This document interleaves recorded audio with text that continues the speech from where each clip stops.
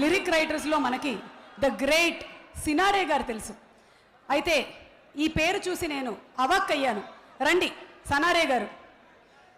పైగా పేరుని కూడా సా నా రే అని రాశారు. వాళ్ళందరే నీకు పెద్దవాళ్ళుగా కనిపించారంటే నా కాళ్ళకి ఏం చేస్తావు ఏంటో, ఇట్రా ఇటు రా. నవదీప్కి మాస్టర్కి పెట్టేసావా నువ్వు? అండ్ అనసూయకు కూడా కాళ్ళకు దండం పెట్టావా?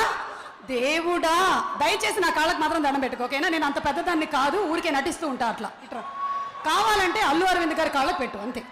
ఓకే సనారే, చూస్తూ ఉంటే పట్టుమని 16 ఏళ్ళు కూడా కనిపించడం లేదు. ఏంటి వ్యవహారం అసలు? పాటలు 2 రాసేసావు.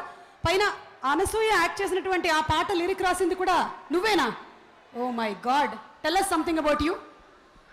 మిమ్మల్ని చూస్తే 30 ఏళ్ళు కూడా అనిపించవు, కానీ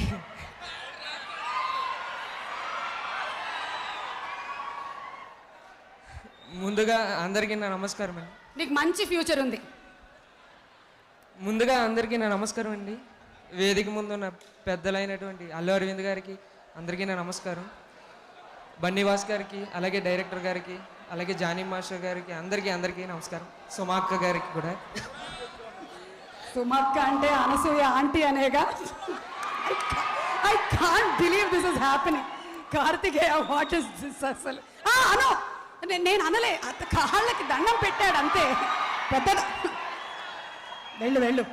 ఎన్ని ప్రీ రిలీజ్ల కన్నా నా కాళ్ళు ఎత్తుకొని రాను, ఇంట్లో పెట్టేసి వచ్చా.